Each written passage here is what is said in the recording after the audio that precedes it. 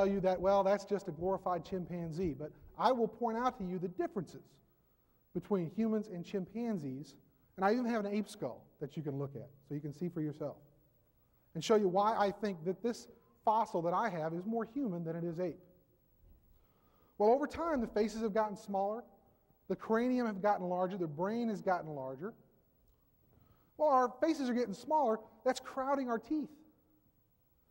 In fact, within the last 100,000 years ago, we start to see humans, not just in the fossil record, but I also do quite a bit of archaeology.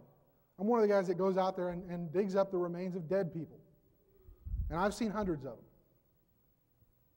And we see in the archaeological record that this is not a unique problem to modern humans. This is ever since we became modern humans. People have been having trouble with their teeth. And it's because of this. Ordinarily, we talk about people that have problems with their teeth being in trouble from an evolutionary perspective. And if you die, you're not successful. Well, we're pretty successful. There are currently, 6 billion people on the planet today? We're one of the most prolific species on the planet.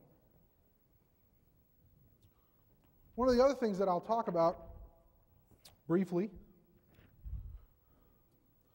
is where we fit in the animal world. Brought in a little chart. This is what we call a taxonomic system, how we categorize different things in the animal world. One of the things, by the way, that I will challenge Dr. Hovind to do tonight is to give me a definition of kind. I will ask him to do that, and I hope he will be able to provide you with a definition of kind. What constitutes a kind? Because I can talk about species. I am Homo sapiens, genus species. Homo, genus, species, sapiens. Means wise human. We got to do the naming, so we got to say that we're wise humans. In fact, to the subspecies, we consider ourselves Homo sapiens sapiens, really wise humans. Boy, we're at the top of the ladder, aren't we? By the way, I don't believe that we're at the top of the ladder. Okay? In the taxonomic system, we name things. We identify things based on where they fit. The kingdom, well, we're all animals, so we're the animal kingdom. Phylum, class, order, family, genus, species. Genus Homo, species sapiens. Did you all know, I'll give you another fact to dwell upon. I know my time is almost up here. That humans and chimpanzees share 98.2% of their genetic material. That's an interesting concept. There's more relatedness, more genetic relatedness between a human and a chimpanzee than there is between an African and an Indian elephant. And yet when we look at them, we have no difficulty saying those are both elephants. When we look at a human and a chimpanzee, we have no difficulty saying one is an animal and one is a human being. Genetically, they're not that different. In fact, it's a difference in matter of chromosomes. And let me tell you right now, chimpanzees have an extra set of chromosomes. So don't let anybody tell you that complexity is dependent on how many chromosomes you have. Because dogs and plants, some plants have hundreds of chromosomes. That doesn't make them more complex than human beings, just makes them different.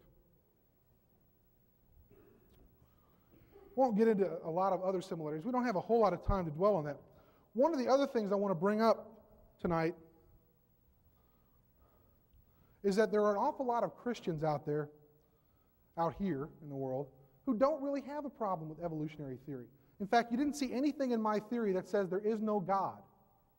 Don't let anybody tell you that because you are an evolutionist, because you believe in evolution, you must also be an atheist. That's not correct.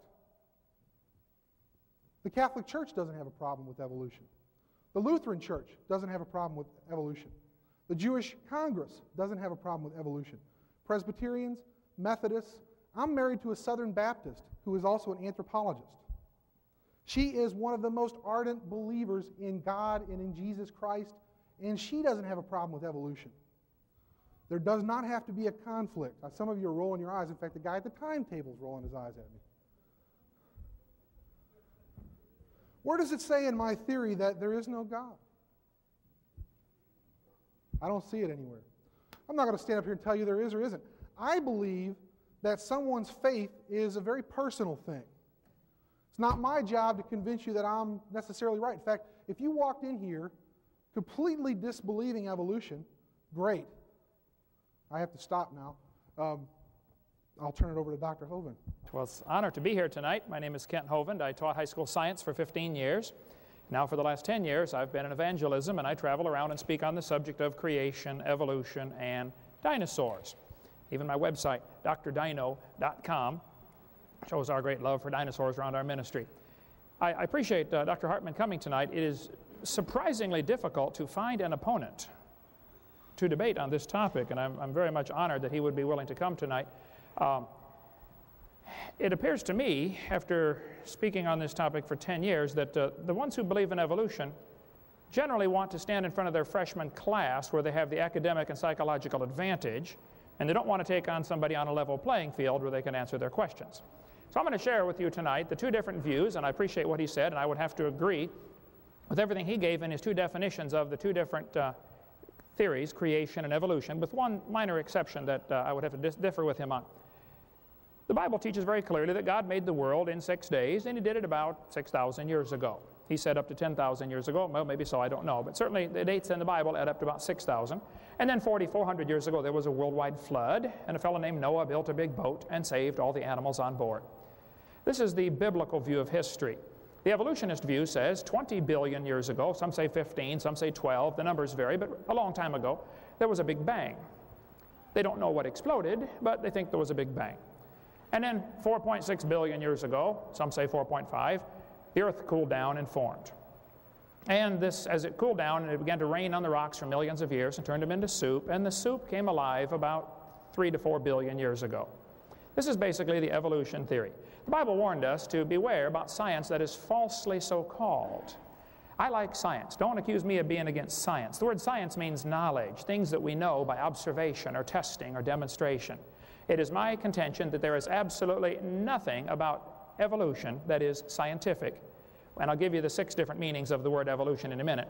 But 5 of them are purely religious. There is no scientific evidence for them at all. And we offer $250,000 at our ministry for somebody who can give real, empirical, testable evidence for evolution.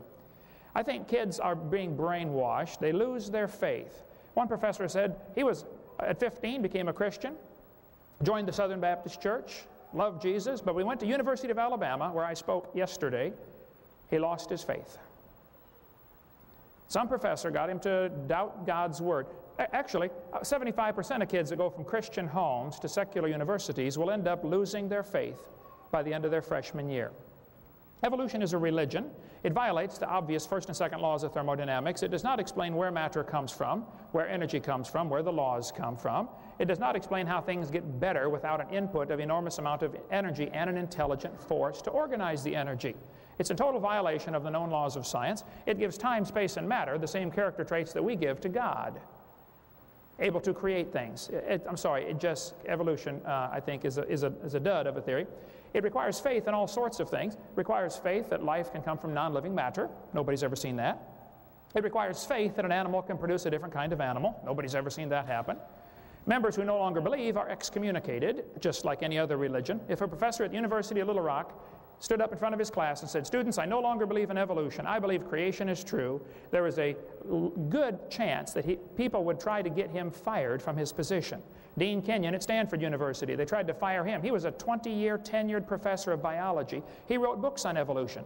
But as soon as he got converted and became a creationist, they fired him. He sued them. They finally reinstated him as a lab assistant, which is what college seniors do, only because he believed in creation. Last week, I sat in the living room